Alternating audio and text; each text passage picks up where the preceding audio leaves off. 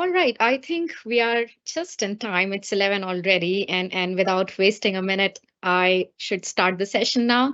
So first of all, thank you all for joining the session. A very warm and pleasant morning to everyone, all the viewers participating in today's session, and here to listen more about how to get most out of a career boot camp in the UK, which is the seventh webinar of Prime Talent's webinar series called Rethink and Reinvent. So Prime Talent as an organization keeps organizing such webinar series to talk about the most relevant topics which is there in the UK right now and what people would like to know more about. So another series, another webinar of the series where we have our guest speaker Amber Keats, who would talk about her experience and let the audience know more about what a career boot camp is and how can you make the most out of it in the UK. So before I proceed, let me give you a quick introduction about Amber Keats. I'm assuming some of you would know her already who are there in the audience, but for the ones who are kind of looking at us for the first time. So yep. So Amber is currently associated with University Academy 92 as a Bootcamps Manager. She brings overall 10 years of experience as a computer science, English, and personal development instructor or mentor in educational settings across the UK and Middle East. She has empowered individuals from various backgrounds, supporting them into getting employment and understanding the tech and digital sector through various programs and her mentoring sessions. Amber's extensive qualification includes a degree in Internet Technologies and Applications, along with multiple certifications in teaching computer science to adults and secondary school children, English as a second language, assessing apprenticeships, and much more. She firmly believes that personal skills and industry understanding are just as crucial as technical expertise for somebody to be successful. And she has a passion for mentoring and guiding others towards fulfilling their career or dreams, or rather, starting their career in IT or digital space. And today we are extremely privileged to have her with us on this webinar to talk about her expertise and probably give all the viewers here some takeaway from this session so that it helps them in some way or the other. Before I move ahead and probably bring up the discussions for today's session, I'll pause here and give the stage to Amber to talk a little bit more about herself. So, yep, Amber, all yours. Thanks, Matt. Appreciate the introduction. I'm not sure what more I can add. So it's lovely to be here, and I hope some of what I can share will really benefit you, anyone in the audience. I've been dealing with bootcamp specifically now for 2 years and working mostly with the tech side of things. These have been a lot of the government funded ones that we've got in the UK. So I'm hopefully going to help people who are looking at that. I've got a lot of experience dealing with apprenticeships as well and helping people get those tech starts in different range of areas, whether that's directly into those roles or via apprenticeships and things like that. So yes. Can you throw some light on what exactly a skill boot camp is and how do they play an important role in an individual's life to find an employment once they successfully complete it? Yeah, so hopefully the simplest thing is it's just a short course. It's a fancy name that the government in the UK especially have come up with, but it's just short courses. So these are courses that could last anything from about 8 weeks through to 16. They can be part-time, they can be full-time, depending on the subject, the provider, and what you need as a learner. So they cover a range of topics, including the technical skills in whatever area it is that you will need to get set up into a career in tech or in construction. There's lots of different areas that they are now covering. And they also cover some of those soft skills, those skills that you probably won't have necessarily been taught specifically. So this will include things such as your presentation skills, your ability to be resilient when things get hard. How do you cope? Finding your strength, and dealing with imposter syndrome, which a lot of us suffer with. I say suffer, it can actually be a benefit. And it's all aimed at making sure that you get a qualification that is industry recognized to help you then go into a career that you want, whether that is via a direct hire, via apprenticeships, via being self-employed even. They can also help you to actually upskill. But the whole point is you leave them ready for that first step on the ladder. That is the all important thing. Everything else comes as extras. Right, great.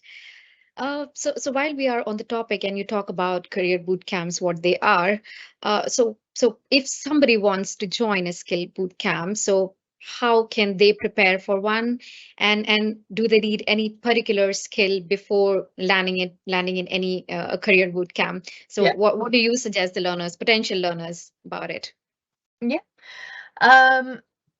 There is no real requirement for prep. There's no requirement for previous knowledge. Most, if not all, of the boot camps are designed to take people from zero to that entry level beginner job in whatever area they choose. Some skills boot camps are slightly higher ability, and they will come with a prerequisite of basic understanding of something within that area. So for instance, I've worked on boot camps previously which were aimed at people getting into virtual reality and learning Unity. They had to have prior experience of either programming in a specific language or graphical design. Didn't need to be certified, didn't need to be anything other than even a hobby, doing it, that sort of thing. But the majority, and the ones that I work on these days, they need no prior knowledge. You can start, as long as you know how to turn a computer on, you can actually start on the tech boot camps. There's no prerequisites in terms of English maths either, as long as you can understand what is being said. But to support you, to make sure that you get the best, and when you start that boot camp, you actually start with some knowledge. I would always recommend speaking to the company, the provider who is providing that boot camp, and asking them if there are any things that you could do before starting. So for instance, if you're going on to a software development course, web development, something like that, I would always recommend going and looking at W3 schools as a very basic step. It's a free resource and you can learn all different languages on there, but there's loads of other ones, and you will find a lot of providers have a bank of suggestions for you. These are usually based on what they know they're going to teach, usually based on maybe some resources they use within their own boot camps. When you sign up to a bootcamp with UA92, we send you out a pack that says, okay, have a go at these few things before you start. No requirement for you to complete them or to understand it all. If you struggle, that's brilliant as well, because it means that you can tell us, I had a go, but I didn't understand it, and we can then adjust our teaching for you as well. So yes, I think that would be it. Great. No, I think most of the providers who are giving career boot camps in different areas, I think the process of them getting, or rather taking in people relatively same, where you just apply and kind of learn more about it, talk to the consultants or the recruiters who are there, and then probably take or make your decision. Uh, of course, this is something which is definitely there, but are there any specific tips or probably the best practices that you would want to, probably bring up if somebody wants to take up a career boot camp, then probably what are the things to kind of check and put a tick that yes, I did this and I'm now right in the right boot camp for myself. Do you have any such advice for the learners? Yeah. When you're starting it, definitely look at what's out there. Speak to the different providers that you find. There is the government website in the UK which actually lists out all of the providers for all the different boot camps, whatever area of interest you have. So as I've mentioned, there's ones in construction, there's the digital, there's a large range. I think they've got 6 different main categories and then a whole load of small categories within that for each of the boot camps. So what you want to do is go and have a look, see what you can see on there and sort of go, oh, that sounds interesting. Then go and do some research on your own. Go and Google whatever the subject might be. So for instance, you see cloud computing as a boot camp, AWS as a boot camp, something like this. These may not be terms that you are familiar with per se. So go and Google it. Go and find out what cloud computing is, what AWS stands for. It's Amazon Web Services, by the way. But go and do that research for yourself. See if when you do that, it actually does grab your attention and it would be something that you would want to do long term. Once you've done that, if you identify 2 or 3 areas that you want, so maybe you like the sound of web development, software development, and cloud computing, you can speak to the providers that actually do those boot camps and ask them what their recommendations are. Some will say, oh, if you've never done this, we recommend doing this boot camp. They might also say, oh, you've got a basic HTML experience. It's something you want to build on, then this is the boot camp for you. You also want to make sure you're applying for a boot camp in the right area of the UK for you. So that doesn't necessarily need to be where you currently live. It could be where you want to go and live and work after the boot camp. We take people from London. I think the furthest away was actually Gloucester and Cheltenham. I'm based in Manchester. But they wanted to relocate and wanted to work with companies in the Greater Manchester area. So we were a perfect provider for them. We had those connections. You will find some providers will only take people in specific areas. Some, like us, will take them nationally with that proviso they want to work in Greater Manchester. But there's ones everywhere across the UK. If you're based in the southwest, there's lovely ones in the southwest, including Prime Talents. So definitely recommend doing your research on locations as well as the topics. Absolutely great. All right, so this is till the time a learner comes inside the boot camp. Of course, the boot camps are designed, and once they talk to the providers, they get to know what exactly is covered in the boot camp. But with your experience, of course, you have seen multiple boot camps running, people coming out of it, getting trained and getting employment. But as an individual, what should they do to find or rather secure an employment by themselves? Of course, the training provider is helping, but we often hear that somebody has secured a job by themselves, maybe from their prior network or relationship or whatever it is. So again, some probably best practices that you would say has worked or should work well for the learners, because once they are in the boot camp, they're exploring, I would say. So whatever input goes in adds in to their list of things to do. So yeah, what would you recommend them to do to find an employment post the boot camp? Yeah. Number one, engage with your mentors on the bootcamp, your instructors, speak to them, find out what connections they might have. Engage with any guest speakers. So most bootcamps will have probably at least one guest speaker. Most have more than that from industry. So make sure that you engage. Now, even if it's a virtual bootcamp and usually you're off camera, when you get a guest speaker in, get yourself on camera. Ask those questions, make yourself known to those guest speakers. You can then link up with them. Easiest place to link up with people in industry these days is LinkedIn.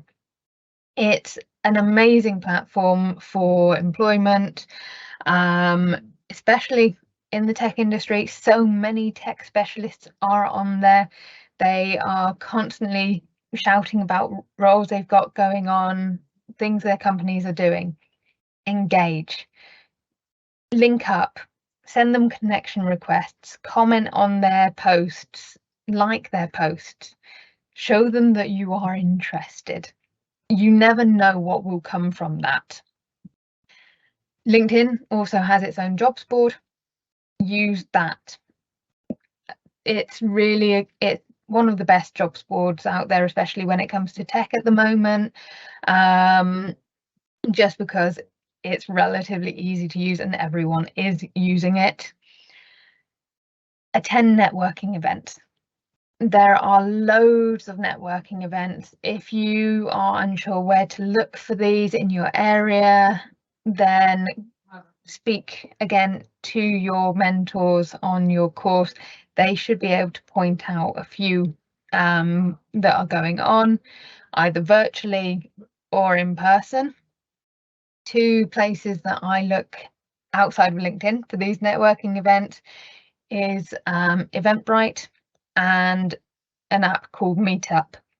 Both of these are brilliant and they're free, and you can sign up and go along, meet other boot campers, possibly meet industry people, meet them at different areas. You'll also learn. So a lot of these are not purely just go along and meet people. They usually have guest speakers who will talk about the new tech that's coming out or something new in the industry. So best practices maybe. So go along and it will augment your learning as well. So it has a double impact for you. Focus on applying for those junior, entry level, intern, apprenticeship, associate level roles.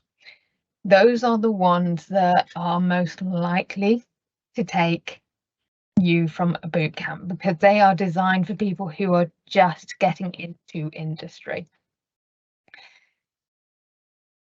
But that shouldn't stop you. Apply for anything. If you see a job that you look at and go, oh, that is really interesting, or that company really interests me, even if you maybe only meet 50% of the responsibilities and knowledge that they're asking for, apply. You may not get that job, but it puts your name out there again. So the biggest thing for me is don't rely solely on the providers. We will do everything in our power to help you. We want you to get those jobs. That is one of the core things that we're all in it for. But you know better what you want, what you can afford salary wise, all of that side of things. You know more about that than we ever will. And don't focus on those amazing salaries you touted about. You'll see, especially in tech, you'll see people saying, oh, you can start on a salary of 40k at cybersecurity. That is a very, very rare occurrence. You're more likely to start in the low 20s and work your way up. So be realistic. Quite honestly, salaries when you come from boot camps, if you're looking for anything above 25k, you're probably going to struggle initially, but it's not impossible. So make sure you've got realistic ideas. Speak again to your trainers, because they will also give you an idea of what salaries can be expected in your specific area. So, I mean, not just in location wise, but also in your industry. They will know more for you, and ask them, and ask the guest speakers. Never be afraid to ask the guest speakers what sort of salaries you can expect. Thank you. I think this was one of the most realistic expectations to be set, because we often come across these kind of questions. So great. Thank you for this one. Um, Moving on next. So probably we spoke about the learners, how to get in, what should they do.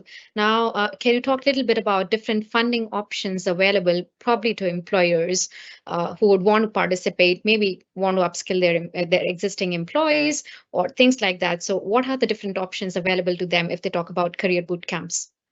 Yeah. There are different ones out there. If it's So the government at the moment, they are doing huge things with these skills boot camps, and they are encouraging companies to use them. So with companies, you can actually put your employees on there with the aim to upskill. There are certain requirements around interviews, things like this at the end, but payment wise, you only need to pay 30% of whatever the cost of that boot camp is, maximum. If you are a SME, you'll only pay about 10%. Is when you get slightly larger companies, you're looking at that 30%. But considering these boot camps can range from anything as low as, I think, 2,500 up to, I think I've seen 7,000. That is still a very small amount for the training that you are going to get. Obviously, you will need to release your employee to be able to attend the sessions, because they will need to attend live. But that's really not much at all. And if you are an individual just looking to get onto a bootcamp, they're free, absolutely free for you. The government fully funds them. As long as you've got the right to work in the UK, you are fully funded on these boot camps. Some will have other requirements as well, but as long as you have the right to work in the UK, you can be fully funded on these. And there will be no requirement to repay if you drop out or anything like this. So sign up, learn. But funding wise, it's probably one of the best things to do right now. Cheapest way to learn new skills and improve your careers. Great. So while you are here and we are probably answering or probably talking to employers more, so you said they can nominate their employees to be a part of this career boot camp, but I'm sure they're working as well in the organization. So typically, what's the schedule that they see, or rather, what time do you think from their day-to-day schedule they will have to give to these boot camps if they want to nominate somebody? Yeah, again, it really will depend on the provider. I mentioned earlier that they can be 8 to 6, I think, that they can be 8 to 16 weeks in length. Usually the 16-week ones are part-time. So you're looking at 3 to 4 hours a day, so half a day, usually Monday to Friday. But I do know some boot camps who run purely in the evening. So you wouldn't even need to let them out of work necessarily to do them. Some of them run 3 days a week for certain periods. They don't run every day. So there is a lot of flexibility, and this is something you can pick up with each of the providers. If it's a case that it's a full-time boot camp, these will usually be the shorter ones. So they'll usually be 8 to 12 weeks. And they will be full-time. So they will be usually something like 10 till 4, 9 to 5, depending again on the provider. But you'll only need to commit to that for that short period of time. I know that can still be a stretch, but you just need to work with that. Some of them give projects. So as part of the boot camp, there will often be a project towards the end, and it's possible that your employee could use that time to work on a project for you, using the skills they're learning through the boot camp, so you get some of the time back. Some of the boot camps, while they're scheduled, for instance, 9 to 5, won't be back to back constant. Previous ones that I've seen that are like that, of that 9 to 5, they probably teach still for only about 4 hours. The rest of the time will be study time. So you could actually work with your employee and say, look, when you're meant to have study time for your boot camp, can you work for us and do that study in the evening, for instance? So there is flexibility. I've had some learners on my boot camps where, while they're mostly released for the boot camp, there may be days where they actually have to attend a meeting or something like this, and it clashes with a session. As long as they're communicating with their provider, there is usually some way around that. It might be a case that they record the session so that they can catch up later, something like this. So there is generally flexibility. We all want to help the learner get to the end, get that qualification without impacting what they're doing currently. So there, don't ever be afraid that, oh God, I'm going to lose my employee for 8 weeks. I'm going to lose time. I'm paying for them to do this and I'm not going to get any return for those 8 weeks. Speak to your employee, speak to the provider, work something out. And as a student, if you are choosing to join one of these boot camps on your own, if life happens, you end up getting sick, your children get sick, something like this, again, speak to your provider. While they want 100% attendance, we're all human. We know life happens. Don't think that you still have to attend when you're sat in the back of an ambulance or something like this. I've had a student try to do that before. Oh my God. So when I say that from experience. Of course, and that's why you're here. You're probably somebody who has seen in and out of it. So of course. Yep. So we spoke about boot camps from the learner's perspective, from the employer's perspective. So probably before we open the floor for audience to ask questions, we have a couple of more minutes where I would probably cover your area, which is cybersecurity. So yeah, so the first thing that comes to my mind is what are some of the most common misconceptions that people in the UK have about online privacy and security, and how can we, kind of address this misconception? The first misconception is you put stuff out there and you still expect it to be private. The minute you put anything on Facebook, on LinkedIn, on Insta, any of these platforms, even out on Google, it will not be private anymore. It is no longer yours. Anything you put out there now becomes public domain, which means anyone can access it and anyone can use it. So the one thing you really want to do is make sure that you're not putting that personal information up. You're not putting your address out there. You're not putting your flight details out there when you're going away, putting your boarding pass pictures up. Don't do it. And that would definitely be one of my biggest things. You are not private anymore. If you go online at all, there is no such thing as privacy, not full privacy anyway. There are ways around it. Obviously, you can make yourself more secure using VPNs, and by working out who's allowed to see your posts, so changing the audience types, you can do that to manage your privacy. But if you don't do that, it's not private. Anyone can interact with it. True. Great. So related to it, so what do you have to say about open source intelligence and how is it used in cybersecurity in the UK?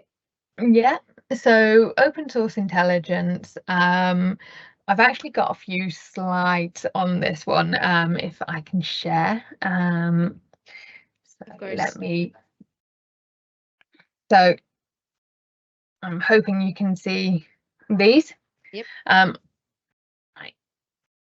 And there we go. Okay, so open source. Easiest thing for me to do is these are two of the main definitions around open source. It's produced from publicly available information that collected, exploited and disseminated for appropriate use, basically, for specific reasons. That's from the US Department of Defense. That's the best definition I can give. So basically, open source intelligence is someone sat there going through your online presence and finding out what you've been doing. They then use that information to help them in whatever way it is. So most companies these days will do some sort of search on you before you go and work for them, and they will search your social media, they will see what they can find, and all they'll do at the most basic level is type into Google your name, potentially your name and your location, and they will see what comes up. If you want to, that is the first thing I would suggest anyone does if they want to see what information is out there. The first time I did it for myself, I scared myself like crazy. But I then learned more about locking myself down and seeing things. So open source intelligence is done by anyone on anyone. Cybersecurity specialists will do this, especially if they are looking into a cybercrime. One of the first things they will do is actually go online and do a search. They will start with a simple thing of Google. They'll then go into looking at what they can find on Facebook, LinkedIn, and all these other social media platforms. So if you've got a picture of yourself dancing on a table with your friends, drink in hand, that will be out there. They will find that.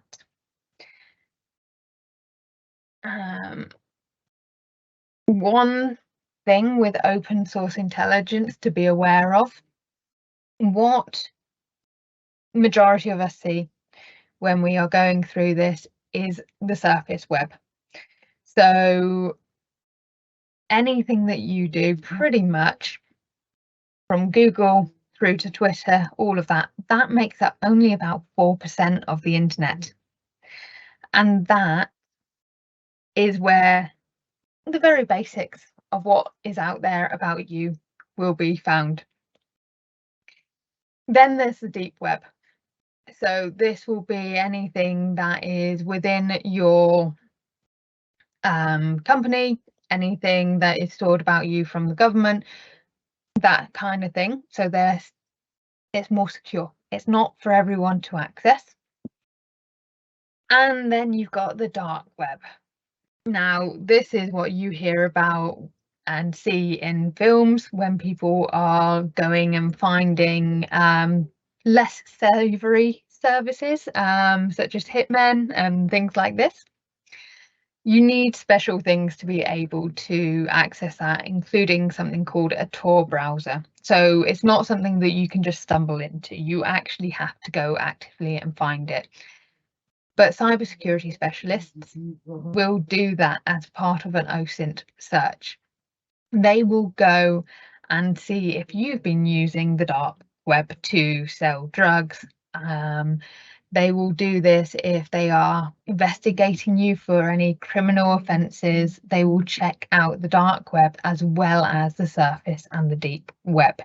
So you are not safe just because you think you are using a Tor browser and being clever. OSINT in itself is both an opportunity and a threat. It's an opportunity because you can gain so much knowledge. You can learn about events like this that are happening.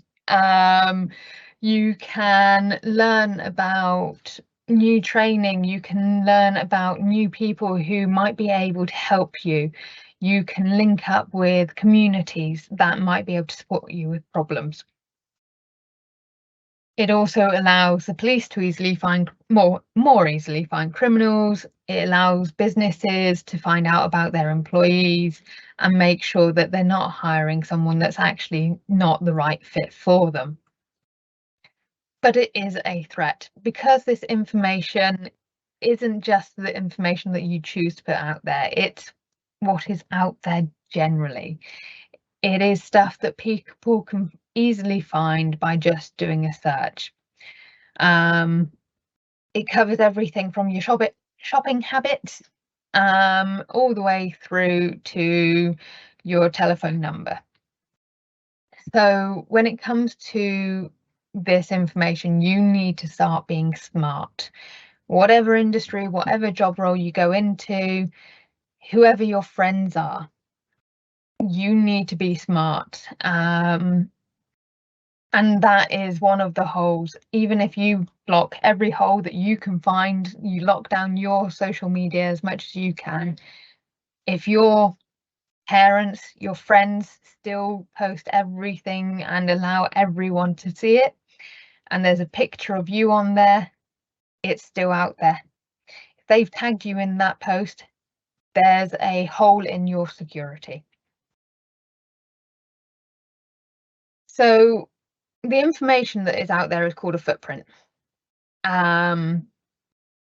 This is your digital footprint, and this is used to find out about you. The more you do online, the bigger your footprint will be. It includes accessing third-party websites, looking at where you're traveling. So our lovely mobile phones, if you've got Facebook on an app on there, that is collecting traffic about where you are, all your other apps, and what you are doing on the system. There are people that will actively go through your contacts on LinkedIn and places like this. They look at your social networks. They look at specific people, so they might choose specific targets. They will do internet searches using websites, including things like Whois, which tells them who you are. Footprint, there is a technical infrastructure to this for those that do it professionally. So there is a lot more to this. But basically, footprinting is the name, and this is what you are producing. It's like a footprint in the sand. We all leave them.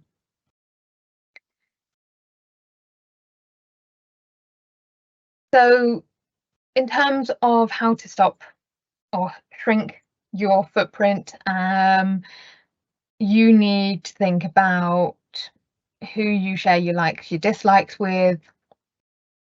You need to think about all those ads you're clicking on, because they will help companies to preempt what you're going to buy and give you those adverts.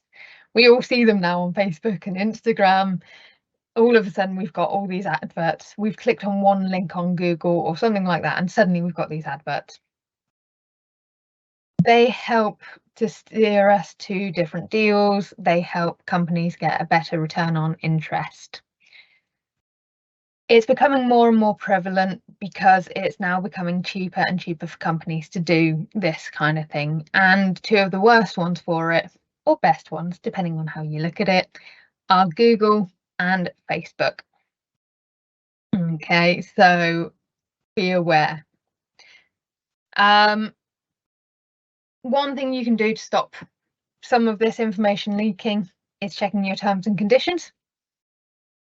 So none of us do. None of us read all of those terms and conditions, but you should, because it will tell you who's got access to that data, and what you can do to prevent it, because usually there will be clauses in there that say, if you don't want us to do this, do X, Y, or Z. You need to check your apps on your phones. There are loads of them. You can find out which apps are dangerous in terms of data collection and where they send the data. That's what's shown on the bottom here. But one of the biggest ones that was around a couple of years ago was the Face app, which aged people, showed you what you'd look like when you're older. All the data, including the pictures, was sent back to Russia, and they could do whatever they wanted with those pictures. And you'd given them permission because you just clicked through the terms and conditions. Don't forget your locations are being tracked as well. When you don't turn your location tracking off on your phones, these are being tracked by Google and Apple. You use Waze, you use Google Maps, any of this, it is being tracked, it is being stored, and you will actually be able to see it. Something to be aware of. Sites like Strava, that a lot of people use for their exercise, running, cycling. If you are not careful, strangers can see that information. All they need to do is log into the Strava website and have a look, or the app. You need to set who can see that data, and link it to just friends and things like this. So be careful. You can see your Google timeline yourself, for instance, so you can actually see on here where you've been, what you've done, how much exercise, all of this, which is great for you. But it's also great for people doing open source intelligence about these sorts of things, including insurance companies. They will do checks to see if you're a good risk to take when it comes to health insurance and things like that. If you sit at your desk all day and there's no walking logged, for instance, on your timeline, they might think twice about whether or not they want to insure you. So basically, what the biggest thing, the best thing that to do to sum up all of what I've got on this slide is turn off any options about sharing data, sharing locations, all of that. Just turn it off in your app settings. And don't accept friends that you don't know on Facebook, even if they are linked to people that you do know. Here's a scary fact for you.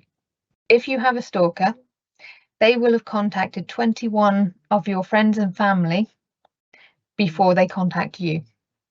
So this person is going to likely have 21 of your contacts within their own network. So you think, oh, it's okay, they know all these people. Click. No, they're just a stalker. They just want to access your data. Don't accept people you don't know. Okay, even if you think they're friends of friends of friends. And go and Google yourself every so often. It's an interesting experience. You'll find a lot out about yourself that you didn't know was out there. But that is basically a lot of the information about open source intelligence, And with you doing any sort of tech boot camps, things like that, you will get a footprint. You need to be careful.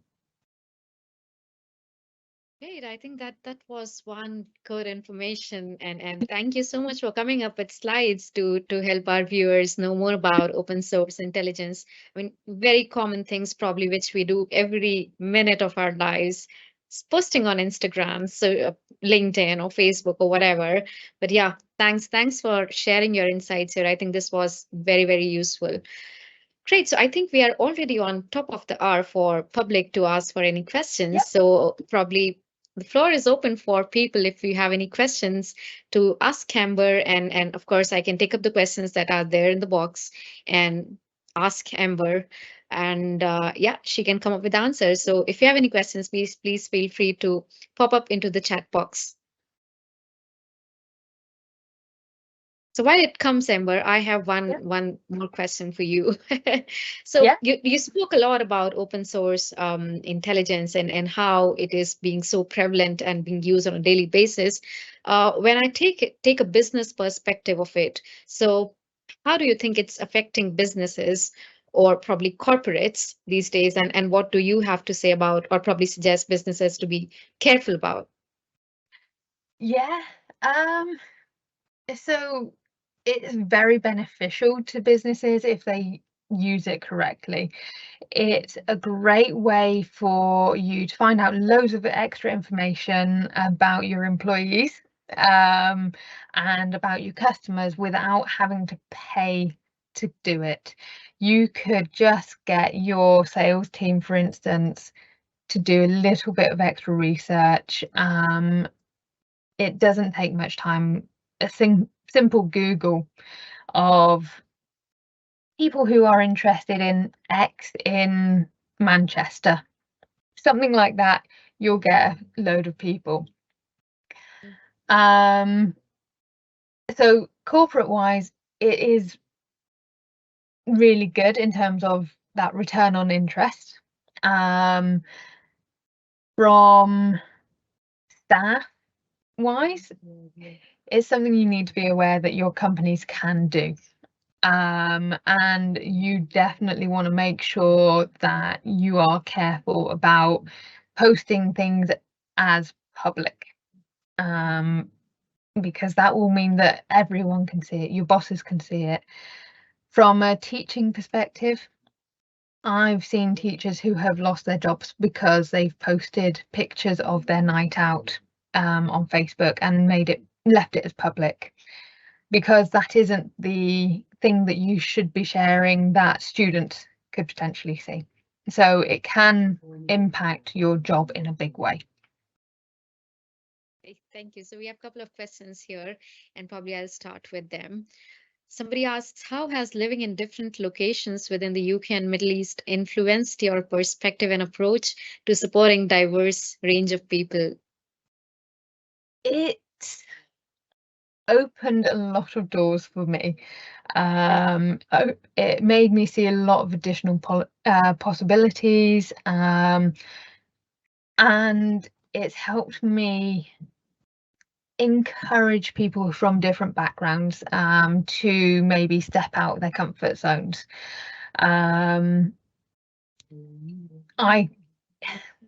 It's given me the ability to talk to people and understand where people come from when they come from different areas.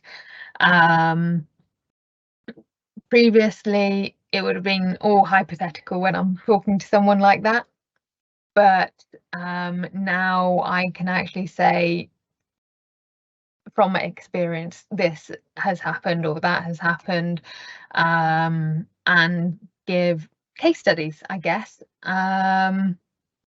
But it definitely improved my enjoyment, shall we say, of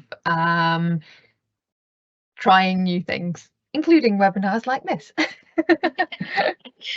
Amazing, great. And of course, when you live in different areas, you get a lot of cultural insights, and that, of course, brings, adds into your skills. Second question Yeah. probably is an interesting one, which somebody asks, what was the most rewarding or enjoyable part of the skills bootcamp experience for you? I'm For sure me, there it's would be many, but what comes yeah.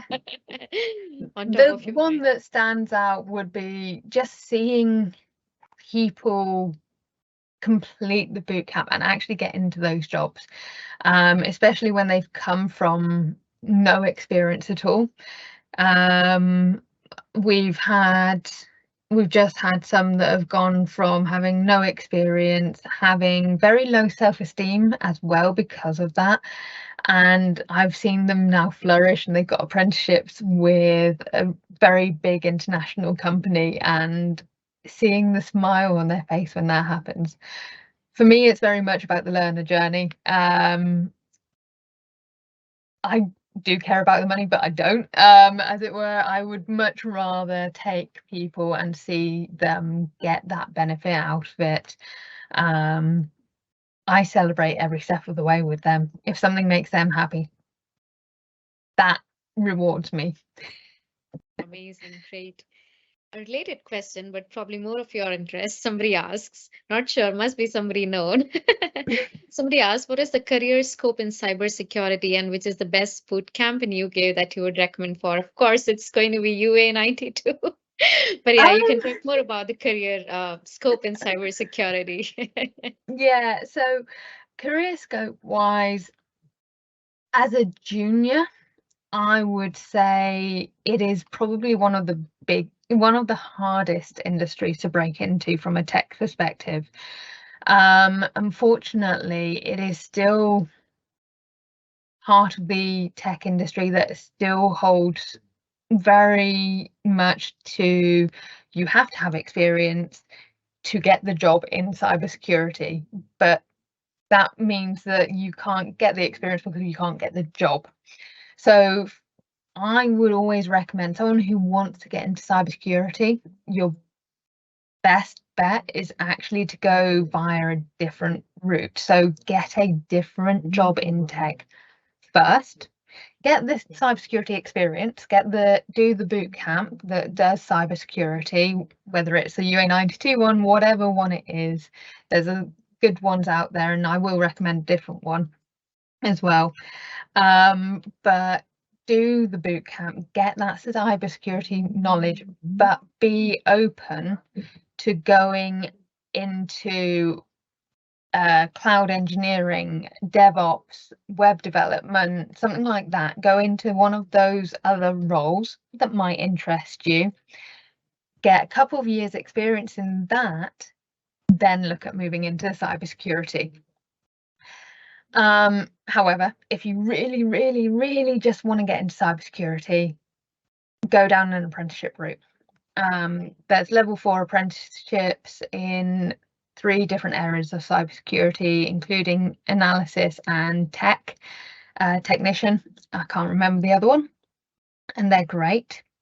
In terms of bootcamp providers specifically for cybersecurity, I would say go to Raytheon.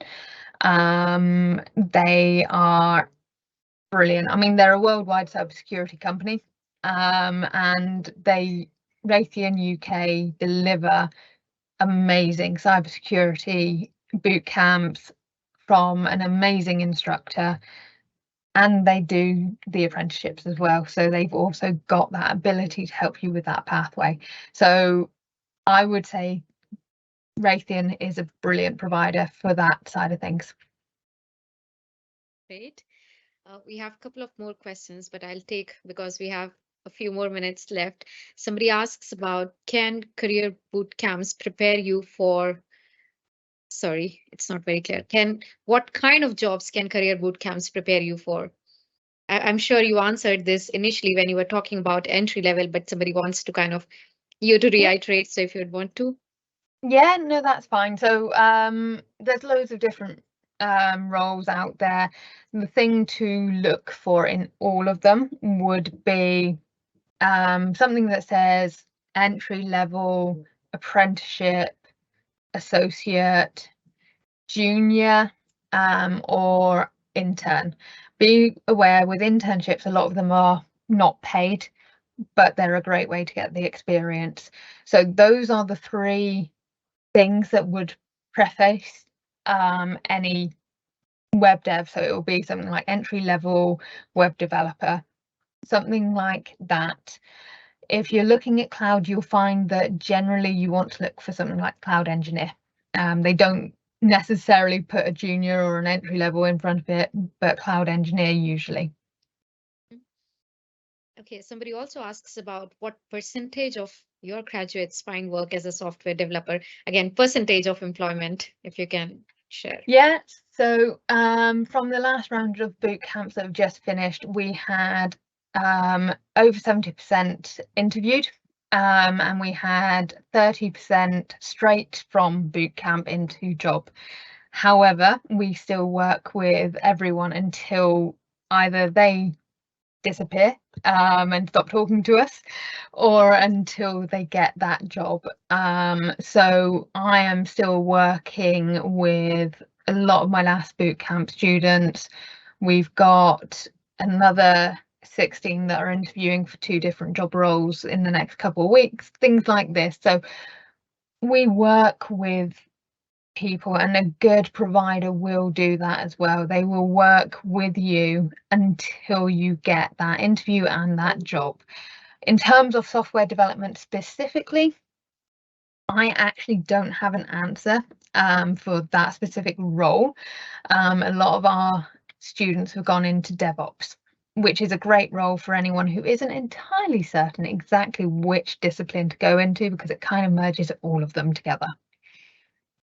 Great. I think we are on top of that. I have 2, 3 more questions in the pipeline, but apologies if I cannot take up your question.